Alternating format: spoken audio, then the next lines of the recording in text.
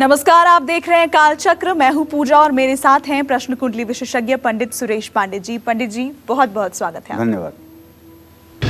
Corona के काले साए पर भारी पड़ेगी अमावस्या की छाया। इस महासंकट से कैसे बचाएगी अमावस्या की रात? कोरोना काल में कालचक्र का स्पेशल एपिसोड। जी हाँ, इस बार की वैशाख अमावस्या पर कोरोना की काली छाया है। लेकिन आप लॉकडाउन के दौरान घर बैठे कैसे अमावस्या के शुभ फल पा सकते हैं, कैसे घर में ही चमत्कारी स्नान कर सकते हैं और कैसे कोरोना जैसी महामारी को अपने समाज और जीवन से हमेशा के लिए दूर कर सकते हैं। आज वैशाख अमावस्या के चमत्कारी उपाय आपको इस महासंकट से बाहर निकाल सकते हैं। इसके लिए पंडित सुरेश पांडे जी के साथ देखिए कालचक्र। अपनी चर्चा को शुरू करें उससे पहले आइए जानते हैं आज का शुभ मुहूर्त। 22 अप्रैल 2020 दिन बुधवार। आज बैसाख कृष्ण पक्ष की अमावस्या तिथि है जो पूरे दिन रात रहने वाली है। रेवती नक्षत्र दोपहर 1:18 तक रहेगा। इसके बाद अश्विनी नक्षत्र शुरू हो जाएगा। राहु काल दोपहर 12 बजे से 1:30 बजे तक। आज बैसाख कृष्ण पक्ष की अमावस्या है। आज गंडमूल नक्षत्र रेवती के कारण है और आज दोपहर 1:18 तक पंचक है। दिन में 1:18 तक पंचक समाप्त हो जाएगा। और आइए अब चर्चा की शुरुआत करते हैं। पंडित जी, शास्त्रों में अमावस्या तिथि का क्या महत्व है और अक्सर लोगों के मन में इसको लेकर बहुत सारी भ्रांतियां हैं। ऐसे में सबसे पहले आप अमावस्या तिथि के बारे में हमें कुछ बताइए। देखिए, हर महीने में एक बार अमावस्या तिथि आती है। अमावस्या तिथि का ज्योतिष में जो संकेत मिलता है, जैसे प्रतिपदा के लिए 1 लिखा जाता है, द्वितीया के लिए 2, तृतीया के लिए 3, पूर्णिमा के लिए 15 लिखा जाता है पूजा। लेकिन जहाँ अमावस्या होती है उसके लिए 30 लिखा जाता है। ठीक है, तो शास्त्रों में अमावस्या तिथि का जो महत्व है, अक्सर लोगों के मन में अमावस्या तिथि को लेकर के बहुत भ्रांतियां हैं। अमावस्या तिथि को लेकर के लोगों के मन में बहुत डर भी है। तो धर्म ग्रंथों में चंद्रमा की 16 कलाओं को अमा कहा गया है। अमा, अमावस्या तिथि का स्वामी पितरदेव है। अमावस्या तिथि चंद्रमा के मिलन का काल है। किससे? सूर्य से। जब सूर्य से चंद्रमा की दूरी 12°40 कला रह जाती है तभी अमावस्या तिथि शुरू हो जाती है।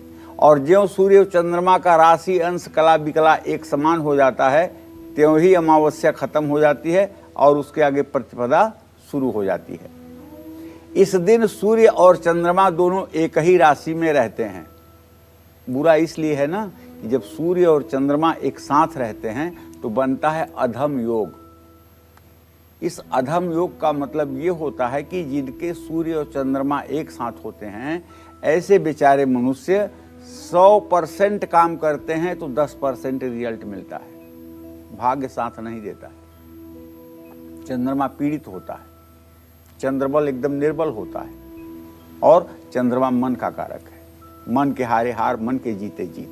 जब चंद्रमा ही पीड़ित हो गया तो जीवन में आनंद कहां से आएगा? वर्ष के मान से उत्तरायण में और माह के मान से शुक्ल पक्ष में देव आत्माएं सक्रिय रहती हैं। इसी तरह से दक्षिणायन और कृष्ण पक्ष में दैत्य आत्माएं ज्यादा सक्रिय रहती हैं। जब दानवी आत्माएं ज्यादा सक्रिय रहती हैं तब मनुष्यों में भी दानवी प्रकृति बढ़ जाती है। अमावस्या की अंधेरी काली रात में अनेक बुरी शक्तियां जागृत होती हैं। अमावस्या तिथि के दिन भूत, प्रेत, पितृ, पिशाच, निशाचर, जीव जंतु, दैत्य ये ज्यादा सक्रिय रहते हैं। ज्योतिष में चंद्रमा को मन का कारक ग्रह माना गया है। अमावस्या के दिन चंद्रमा बिल्कुल नहीं दिखाई देता। ऐसे में जो लोग ज्यादा इमोशनल हैं, ज्यादा भावुक हैं, उन पर इसका ज्यादा इफेक्ट पड़ता है। चंद्रमा ना दिखने से अमावस्या तिथि में शरीर और मन में हलचल बढ़ जाती है। जो व्यक्ति नकारात्मक सोच रखते हैं, नकारात्मक सोच भी वही लोग रखते हैं जिनके चंद्रमा के आगे पीछे पापग्रह होगा या जिनका चंद्रमा शनि की राहु की दृष्टि में होगा, उन्हीं की नकारात्मक सोच भी होगी। अगर चंद्रमा पापग्रहों से दृष्ट नहीं होगा, पापग्रहों के मध्य में नहीं होगा, तो ऐसा आदमी शमशान में भी अट्टहास करने वाला होता है और काल को सामने देख करके भी चुनौती देने वाला होता है। अब यहाँ तो बात यह है कि चंद्रमा कितना आपका स्ट्रांग है, कितना कमजोर है। अगर चंद्रमा सचमुच में ठीक है ना, तो चाहे यमराज स्वयं सामने आकर के खड़े हों, ऐसा व्यक्ति यमराज को भी चैलेंज कर देगा। लेकिन अगर चंद्रमा के आगे पीछे पापग्रह हैं, चंद्रमा शनि के साथ है, चंद्रमा के ऊपर शनि की दृष्टि है, चंद्रमा के ऊपर राहु की दृष्टि है, चंद्रमा केतु के साथ है, तो निसंदेह ऐसा आदमी भविष्य के झूठे मूठे भय को लेकर के एकदम भयाक्रांत हो जाता है और अच्छी खासी जिंदगी नरक हो जाती है। ऐसे लोग सुखों में रहते हुए भी सुख अनुभव नहीं कर पाते हैं। ऐसे लोगों पर नकारात्मक ऊर्जा का प्रभाव बहुत जल्दी होता है। अब जानते हैं एक अपवाद ये है कि दिवाली भी अमावस्या को होती है। बहुत लोग बहुत खुशी में बताते हैं कि मेरी बेटी दिवाली को पैदा हुई पंडित जी, जिस दिन लक्ष्मी की पूजा होती है। मेरा बेटा दिवाली के दिन पैदा हुआ है, जिस दिन लक्ष्मी की पूजा होती है।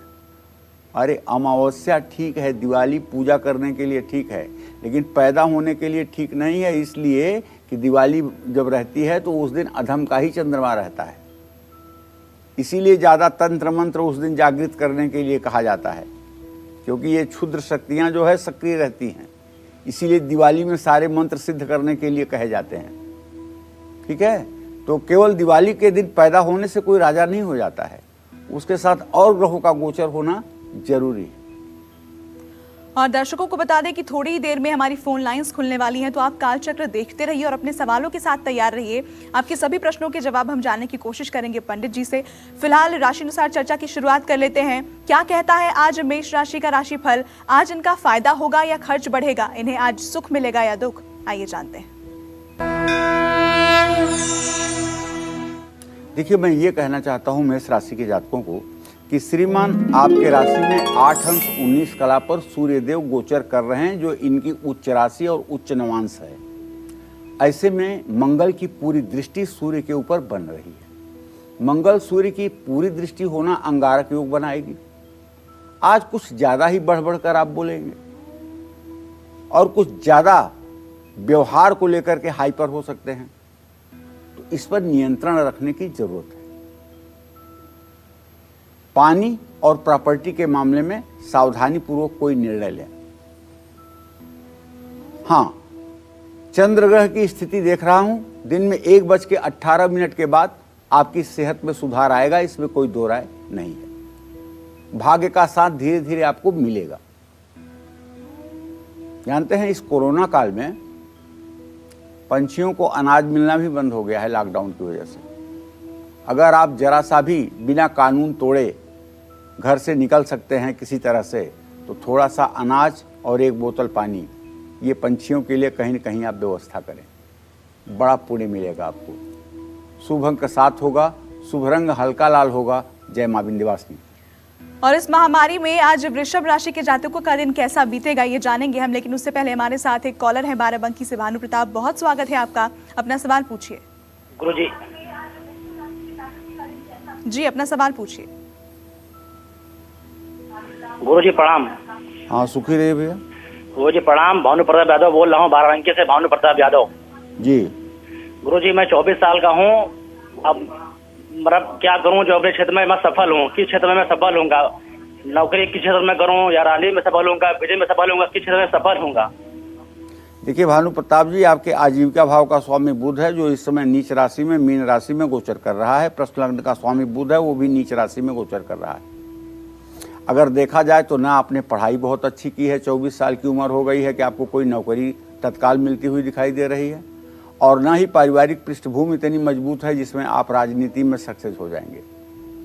राजनीति में सक्रिय होने के लिए कार्यकर्ता बन करके अपनी ज़िंदगी खराब करना चाहें तो आप, मैं मना नहीं करूंगा, लेकिन राजनीति में MP MLA बनने का कोई योग दिखाई नहीं दे रहा है।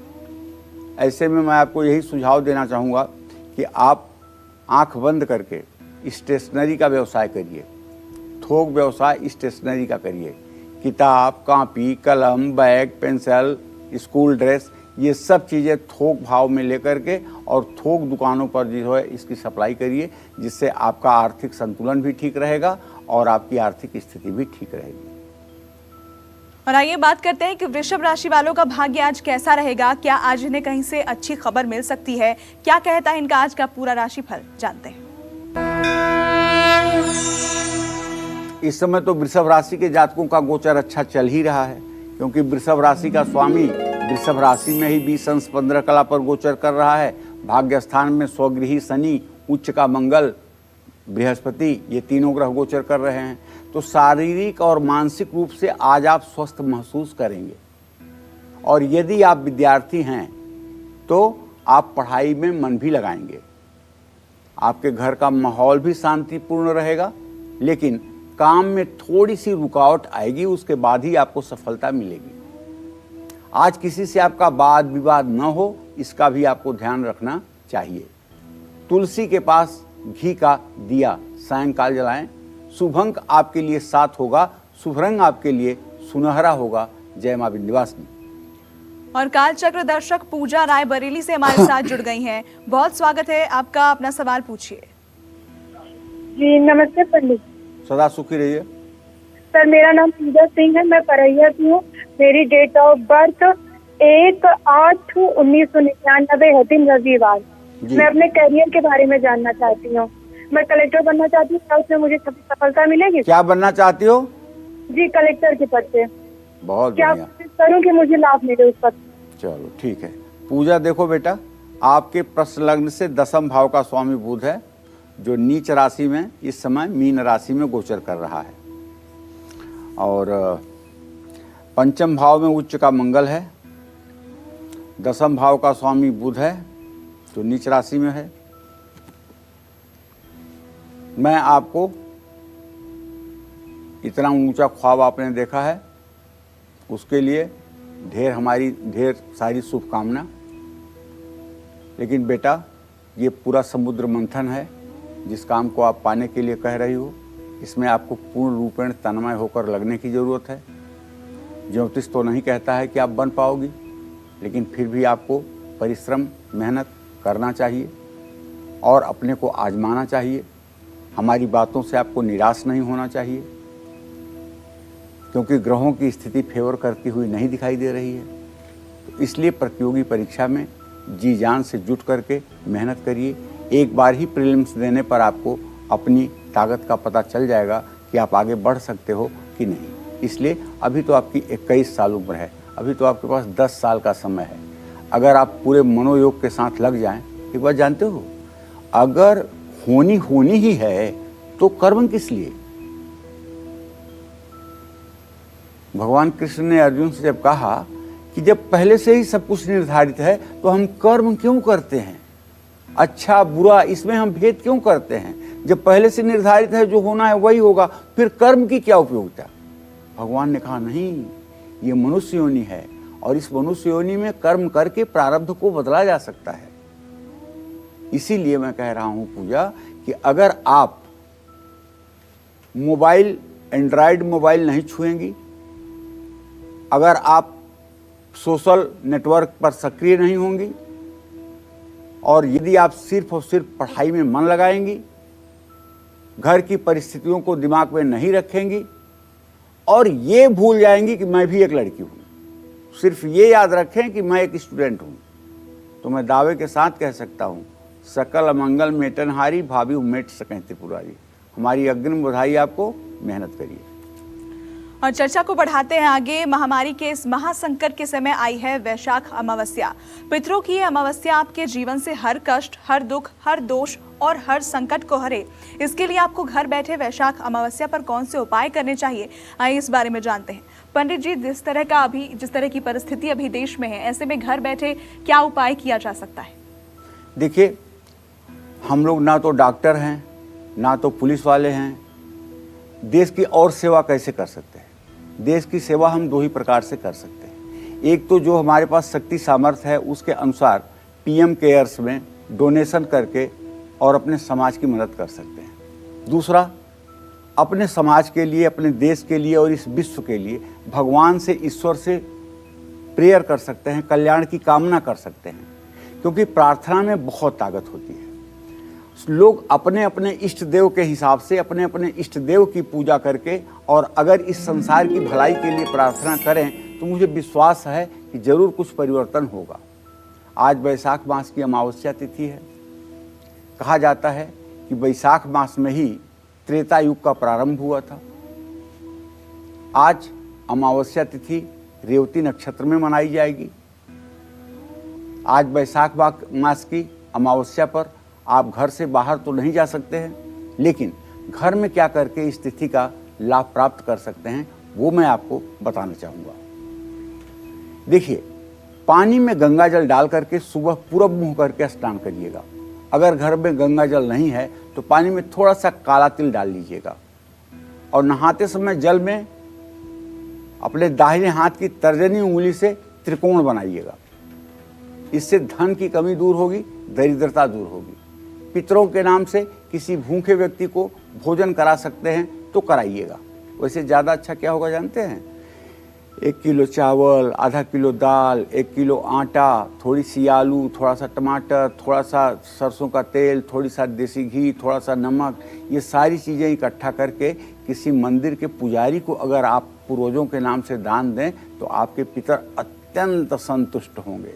और ये सचमुच में पितरदोष आपके यहाँ है। और ये अमावस्या का कार्यक्रम वैशाख की अमावस्या से शुरू करके अगले साल वैशाख की अमावस्या तक आप करेंगे तो पितरदोष से मुक्ति मिलेगी। जल में काले तिल मिला करके सूर्य को अर्घ्य देना चाहिए। ओम घृणी सूर्याय नमः, ओम ब्रह्म स्वरूपिणे सूर्य नारायणाय नमः, ये कहते हुए 3 बार अर्घ्य दें। अमावस्या तिथि में प्रदोष काल में माने सायंकाल में दीप दान करने से पितरों की कृपा प्राप्त होती है। और जो लोग अमावस्या तिथि पर किसी शिवालय में जाकर के घी का दीपक जलाते हैं वो लोग समझ लो अश्वमेध यज्ञ करते हैं। उनके सारे पाप ताप कट करके नष्ट हो जाते हैं। और पीपल के पेड़ के नीचे दीपक जलाने का भी अपने आप में अमावस्या को बहुत महत्व है। घर के आसपास अगर पीपल नहीं है तो तुलसी के पौधे के पास भी आप दीपक जला सकते हैं, लेकिन तुलसी के पास जो दिया जलाएं वो गाय के घी का दिया जलाएं। निसंदेह इससे आपके घर में पॉजिटिविटी बढ़ेगी। जय मां विंध्यवासिनी। और चलिए अब वक्त हो गया है मिथुन राशि के जातकों को उनका आज का राशिफल बताने का।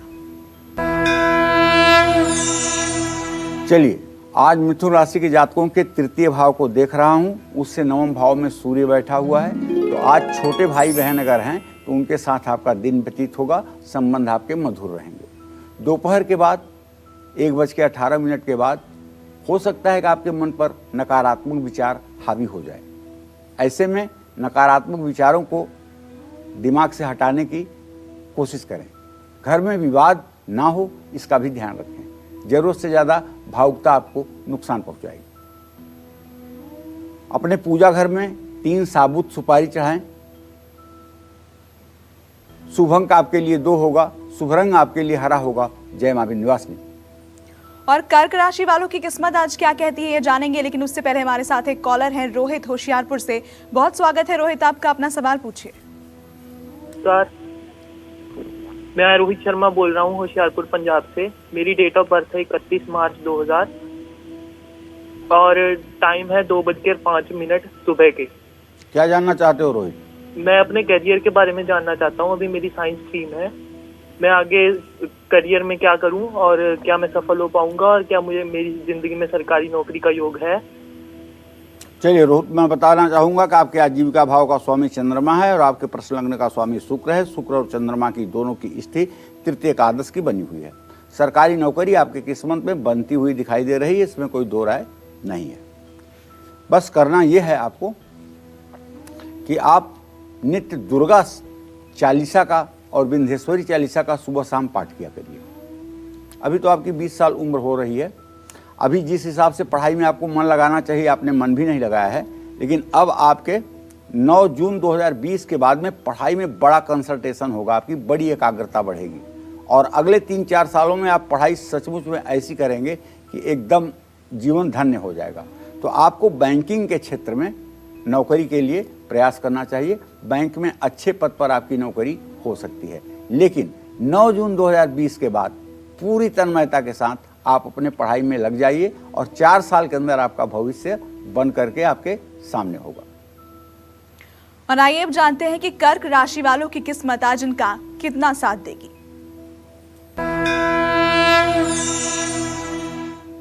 कर्क राशि का स्वामी चंद्रमा इस समय भाग्य स्थान में मीन राशि में 27 अंश 47 कला पर गोचर कर रहा है। तो पहली बात तो यह है कि आज कोई भी काम आप बातचीत करके उसको पूरा कर पाएंगे।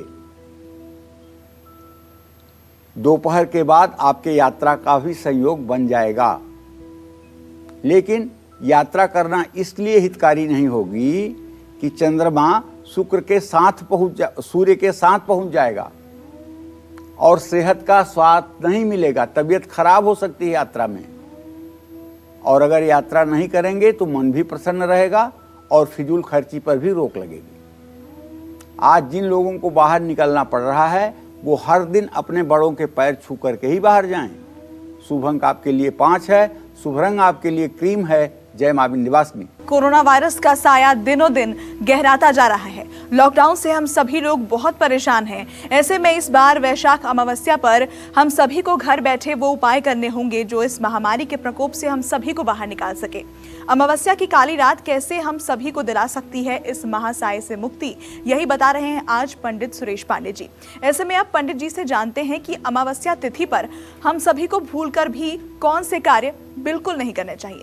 पंडित जी, आपने उपाय के बारे में हमें बता दिया, अब जरा ये भी बता दें कि इस अमावस्या तिथि पर हमें किन चीजों से बचना है। देखो, अमावस्या तिथि पर कुछ कार्य ऐसे हैं जिसको करने पर परिणाम बुरे आते हैं। जैसे अमावस्या तिथि पर ज्यादा से ज्यादा पितृ कार्य करना चाहिए।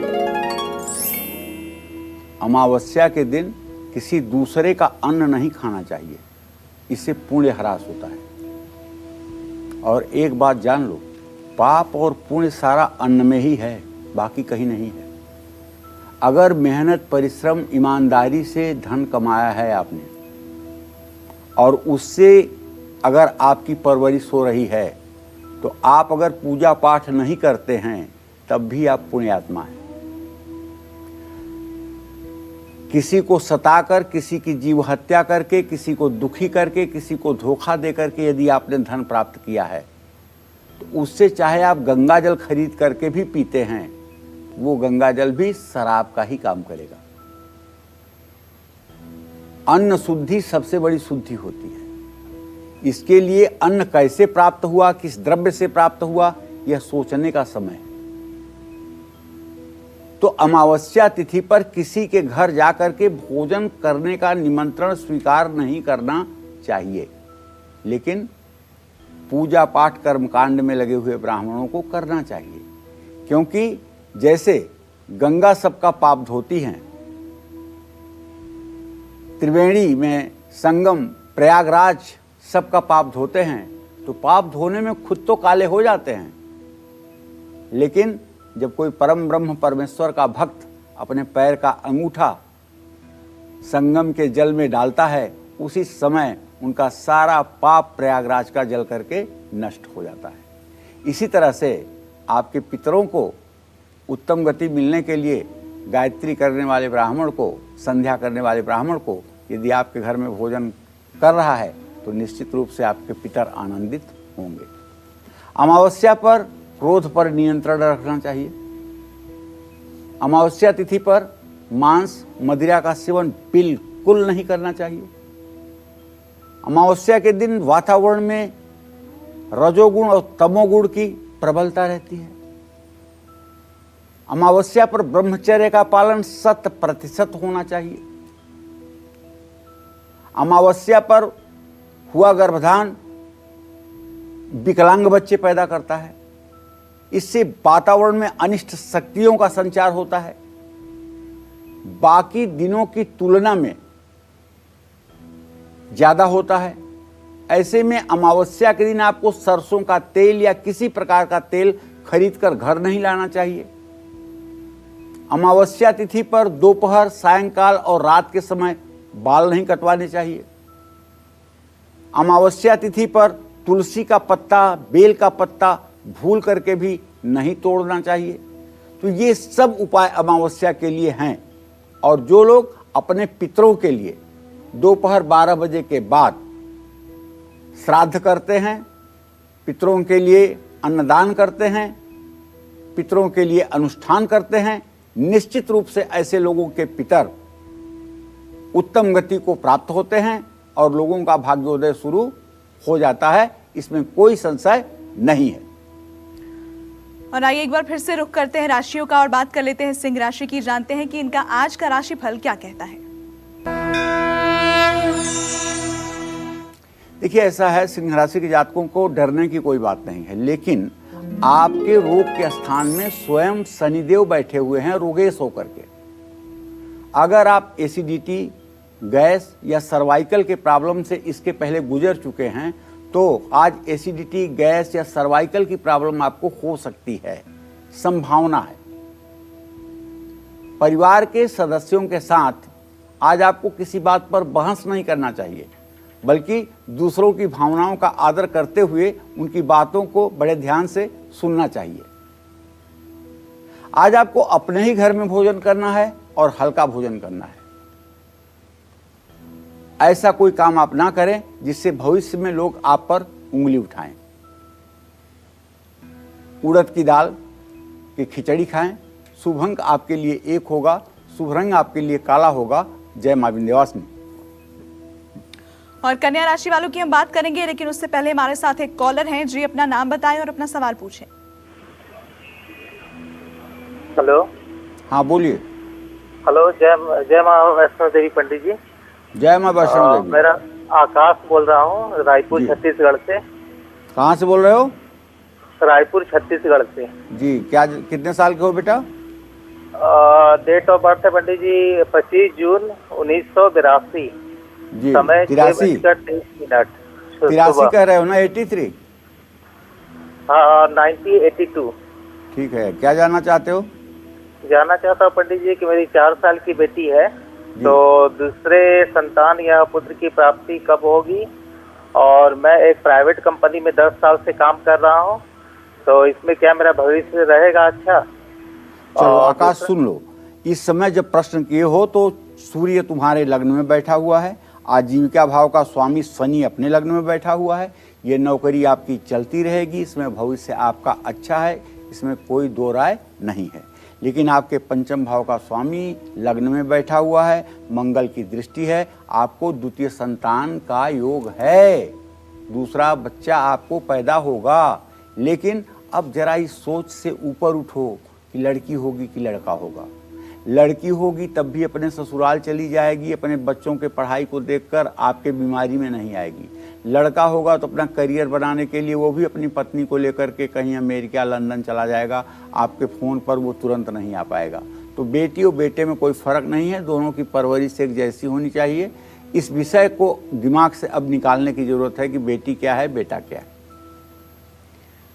और आइए बात कर लेते हैं कन्या राशि के जातकों की। जानते हैं कि कन्या राशि वालों की किस्मत आज किस ओर करवट बदलेगी।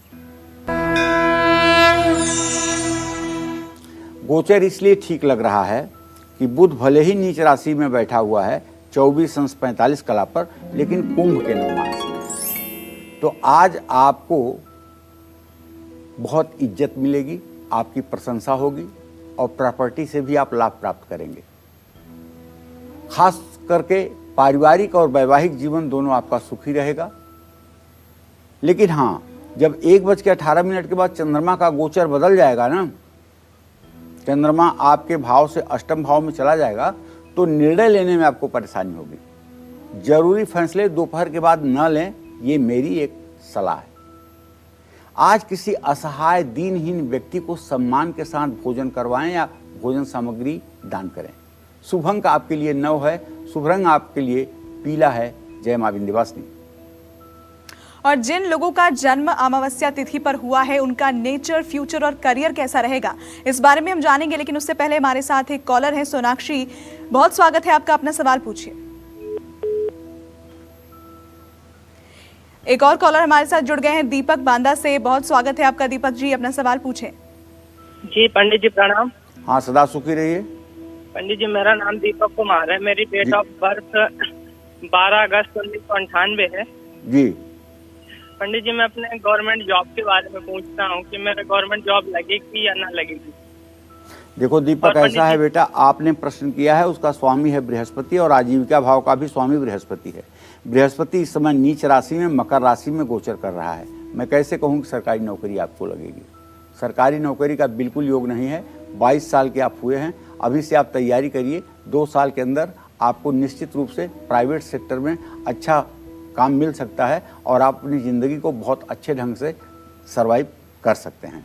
हाँ, एक चीज़ कहना जरूर चाहूँगा कि अगर हो सके तो राम रक्षा स्तोत्र का रोज़ सुबह शाम पाठ करना शुरू करिए, इससे आपका भाग्योदय भी होगा।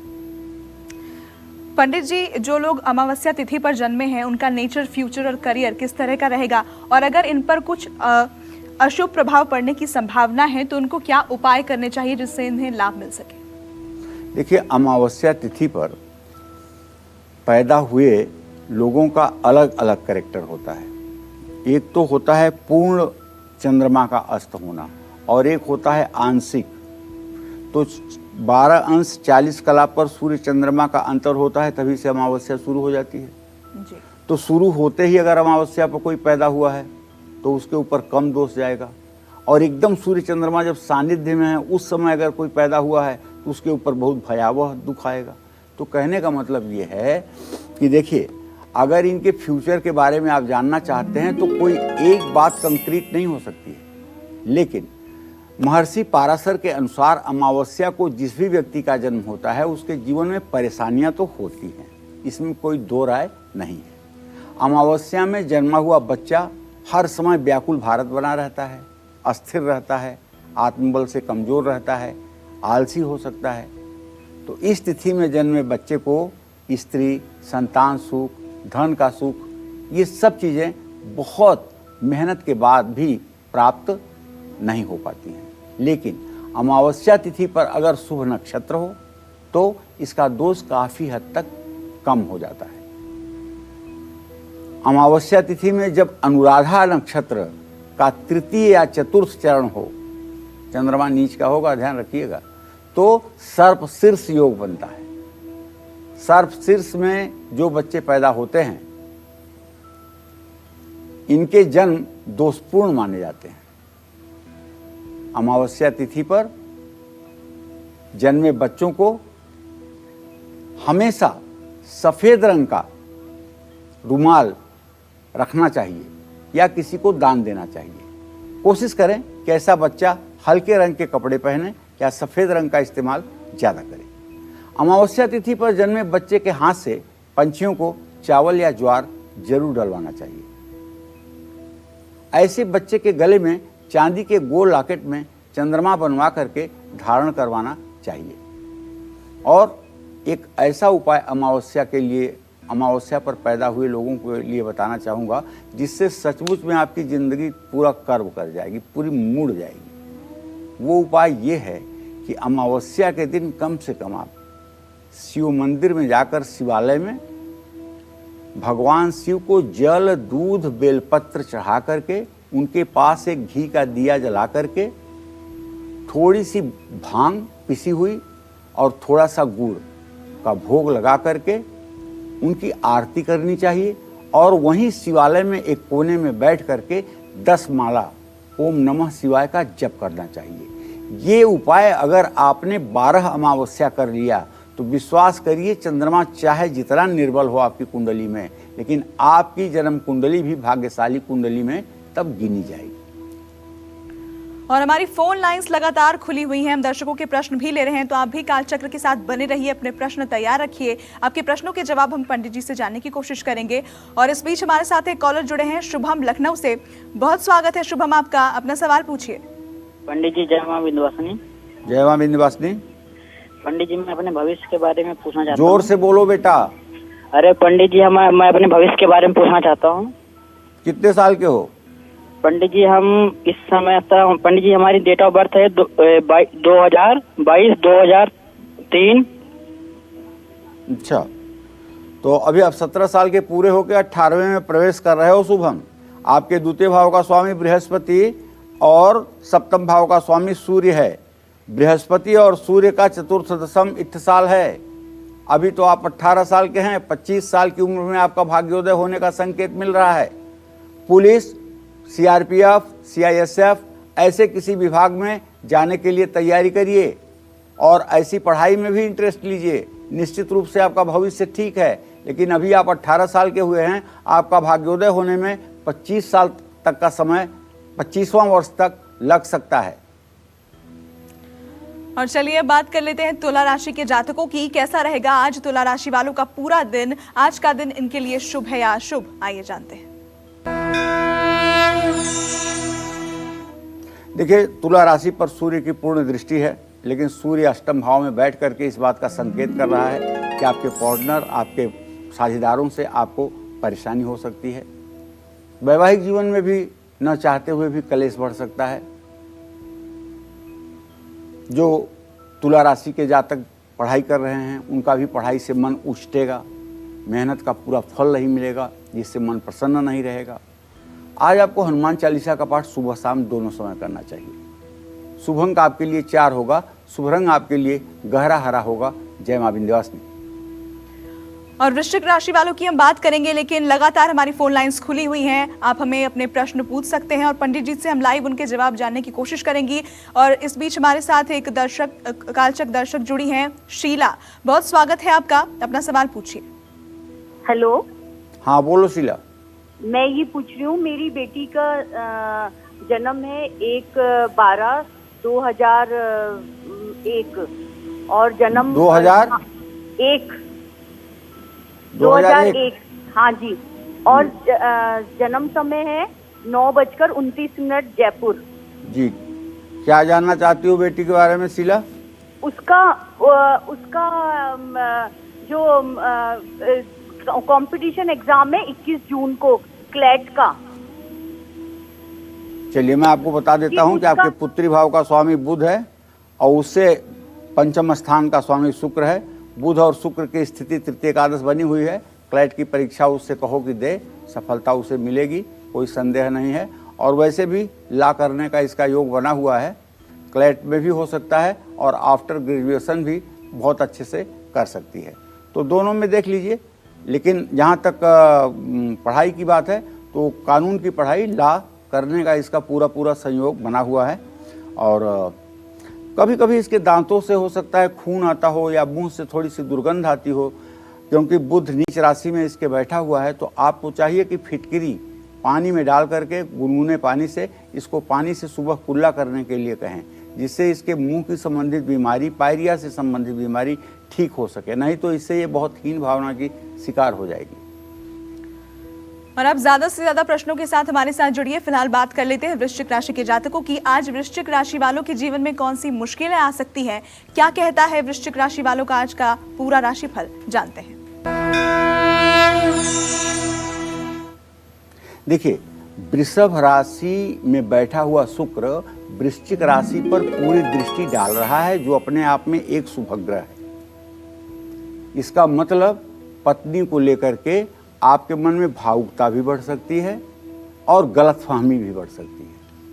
मैं आपको यही कहना चाहूँगा कि अपनी गलतफहमी को आप दूर करने की कोशिश करिए, क्योंकि आपकी गलतफहमी निराधार है। किसी के साथ कोई उग्र चर्चा या विवाद में आपको हिस्सा नहीं लेना चाहिए और न ही परिवार के सदस्यों के साथ किसी प्रकार का मतभेद पैदा करना चाहिए। दोपहर के बाद 1:18 के बाद जब चंद्रदेव अपना गोचर बदलेंगे तो पिता और बड़ों से बिना मांगे आपको सहयोग मिलेगा। कहना ये चाहता हूं कि मलयागिर चंदन और केसर अगर अब आपके पास है तो घिस करके उसका चंदन भगवान कृष्ण को लगाने के बाद, राम को लगाने के बाद अपने माथे पर भी लगाइए और जरूरतमंद लोगों की मदद करिए। शुभ अंक आपके लिए 1 है, शुभ रंग आपके लिए नीला है। जय मां विंध्यवासिनी। और चलिए चर्चा को बढ़ाते हैं आगे। आज अमावस्या तिथि है, ऐसे में कोरोना की इस काली छाया को अपने जीवन से हमेशा के लिए दूर करने के लिए आपको घर बैठे कौन से आसान और अचूक उपाय करने चाहिए, इस बारे में जानते हैं। पंडित जी कौन से आसान और अचूक उपाय इस वक्त कर सकते हैं? साथ ही कोरोना काल में घर बैठे मानसिक शांति के लिए भी आप कुछ उपाय जरूर दर्शकों को बताएं। देखिए, ऐसा है, ये वैश्विक महामारी है, पूरा विश्व इस महामारी से जूझ रहा है और ये किसी न किसी व्यक्ति का पाप है जिसे भोगने के लिए पूरा विश्व मजबूर है। ये महामारी ऐसे नहीं है कि स्वयं प्रकट हो गई है, इस महामारी को प्रकट किया गया है। मानवता या मनुष्य जब तथाकथित उत्थान की बात करता है तो उसके पतन की संभावना उसमें अपने आप हो जाती है। ये महामारी भी इसी तरह की है। देखिए, महामारी में सरकार के दिशा निर्देशों का पालन करना, एकांत में रहना, भीड़ भाड़ के स्थान पर न जाना, ये सब कार्य तो आप कर ही रहे होंगे, लेकिन आपके हाथ में है, आज अमावस्या तिथि है। आप अपने घर में एक हवन का आयोजन करिए। तांबे के हवन कुंड में आम की लकड़ियां रख करके काला तिल, थोड़ा सा चावल, थोड़ी सी चीनी, थोड़ा सा घी डाल करके परिवार के सभी सदस्यों को थोड़ी थोड़ी 108 बार हवन करने के लिए सामग्री दे दीजिए और उस हवन कुंड के चारों तरफ बैठ करके सब लोग स्नान करके ओम भूर्भुवः स्वः तत्सवितुर्वरेण्यं भर्गो देवस्य धीमहि धियो यो नः प्रचोदयात् स्वाहा 108 बार आहुतियां दे दीजिए। आपका घर सुरक्षित रहेगा इस हवन के प्रभाव से, आपका राष्ट्र सुरक्षित होगा माँ गायत्री की कृपा दृष्टि से। ये अचूक उपाय है। अमावस्या की रात अपने घर की छत पर भी एक दिया जला दीजिएगा। अमावस्या की रात तुलसी के पौधे के नीचे भी एक घी का दिया जला दीजिएगा। आपके घर में अगर आपने एक्वेरियम रखा है तो रोज आप मछलियों को चारा तो देते ही हैं, लेकिन आज के दिन आटे की छोटी छोटी गोलियां बना करके और काली उड़द की दाल की अगर गोलियां बना कर दें तो ये ज़्यादा फायदेमंद है। अमावस्या के दिन काली चींटियों को शक्कर डालना मत भूलिएगा और अमावस्या के दिन कुत्ते को रोटी खिलाइएगा। अमावस्या को किसी भूखे व्यक्ति को भोजन कराइएगा। शाम के समय अपने घर की उत्तर पूर्व दिशा में एक दिया जरूर जलाइएगा, इससे दरिद्रता दूर होगी। और एक अचूक रामबाण उपाय बता रहा हूं जो आपके परिवार को और आपके शुभचिंतकों को कोरोना से बचाएगा। वो अचूक उपाय ये है कि यदि आप शक्ति की उपासना करते हैं, दुर्गा, काली, ऐसी देवियों की उपासना करते हैं, तो आज आपको दुर्गा सप्तशती में जो रात्रि सूक्त है उस रात्रि सूक्त का 5 बार पाठ सूर्यास्त के बाद करना है। आप पक्का मान लीजिए योग माया इस महामारी को समाप्त करेंगे, क्योंकि 11वें अध्याय के अंतिम मंत्र में जो वर्णन आता है, यदा यदा बाधा दानवोत्था भविष्यामि तदा तदा अवतिर्यामि करिष्याम अरिसंचयम। जब जब कोई दानव राक्षस उपद्रव करता है या कोई महामारी उत्पन्न होती है, तब तब मैं अवतरित होकर के उस दानवी शक्ति का और उस महामारी का समन करती हूँ। ये माँ के चैलेंज पूर्ण शब्द हैं। तो आप अगर आज रात्रि सूक्त का 5 पाठ करते हैं, रात्रि में योग निद्रा का ध्यान करके, तो निश्चित रूप से आपका समाज सुदृढ़ होगा और आपके समाज पर इस महामारी का उतना बुरा असर नहीं होगा जितना होना चाहिए। जय मां विंध्यवासिनी। और आइए अब बात करते हैं धनु राशि के जातकों की। जानते हैं कि इनका आज का राशिफल क्या कहता है।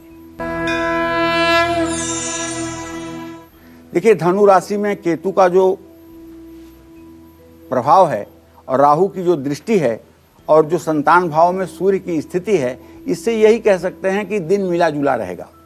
कुछ धनु राशि वाले अच्छा फील करेंगे, कुछ धनु राशि वाले खराब फील करेंगे। एक मिला जुला असर है, क्योंकि धनु राशि में भी 9 चरण होते हैं। तो अब जरूर थोड़ी है सब लोग एक ही चरण में पैदा हुए हैं, एक ही जैसा होगा।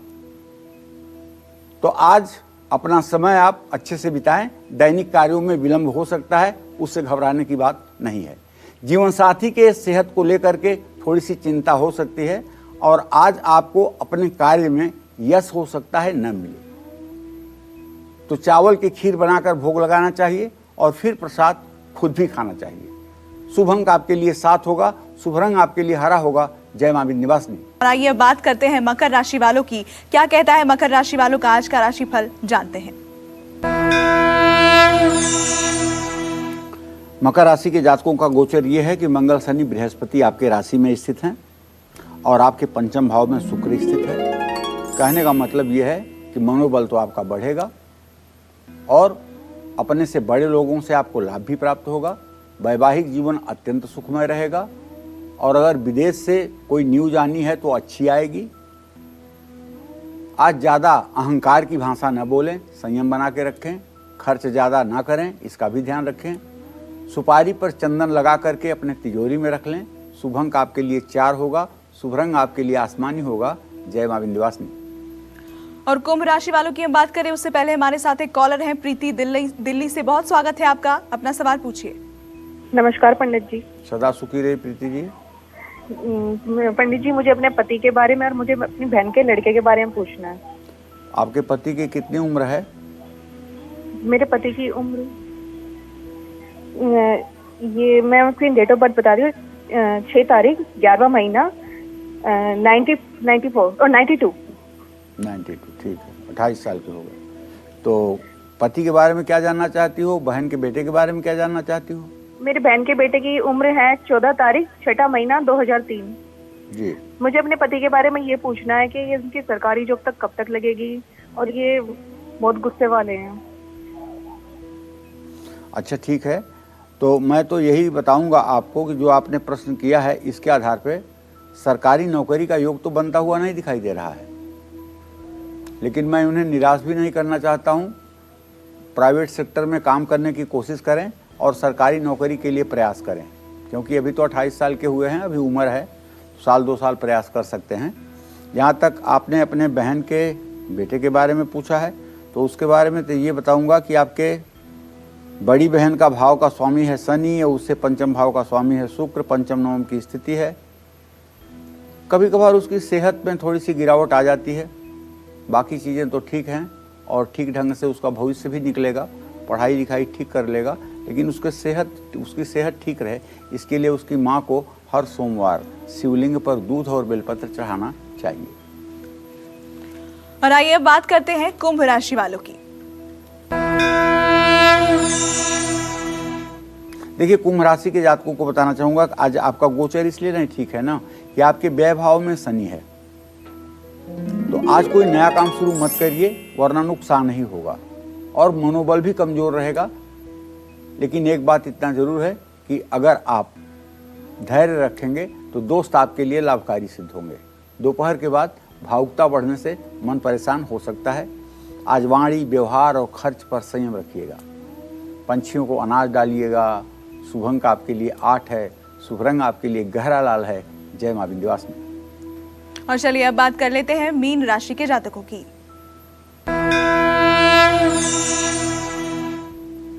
देखिए, मीन राशि के जातकों को बताऊं कि आपके गोचर का मतलब ये है कि आपके राशि में 2 शुभ ग्रह हैं, बुध और चंद्रमा।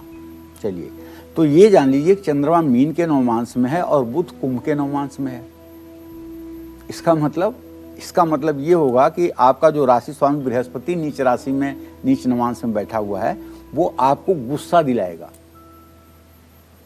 और गुस्सा भी होगा और खास करके स्वास्थ्य भी अच्छा नहीं रहेगा। और जहां आपका काम है वहां आपका किसी से विवाद होने की भी संभावना आज बनी हुई है। लेकिन दोपहर के बाद आपके माता पिता आपके लिए सहायक होंगे। सुबह की तुलना में दोपहर होते होते दिन में 1:18 के बाद आपका दिन ठीक होना शुरू हो जाएगा। हल्दी का तिलक माथे पर लगाइएगा। शुभ अंक आपके लिए 5 है, शुभ रंग आपके लिए पीला है। जय मां विंध्यवासिनी। जी पंडित जी, बहुत बहुत शुक्रिया आपका। धन्यवाद। और हम उम्मीद करते हैं कि आपको आज का कार्यक्रम बेहद पसंद आया होगा। कल फिर आपके सामने हाजिर होंगे एक नए विषय के साथ। फिलहाल के लिए कालचक्र की पूरी टीम को दीजिए इजाजत। नमस्कार। अगर आपको हमारा ये वीडियो पसंद आया हो तो इसे लाइक और शेयर जरूर करें। अगर इस वीडियो पर आपकी कोई राय है तो नीचे कमेंट भी कर सकते हैं। और हाँ, देश और दुनिया की तमाम खबरों से वाकिफ रहने के लिए अभी सब्सक्राइब करें न्यूज़ 24 का YouTube चैनल। न्यूज़ 24, निष्पक्ष खबरें।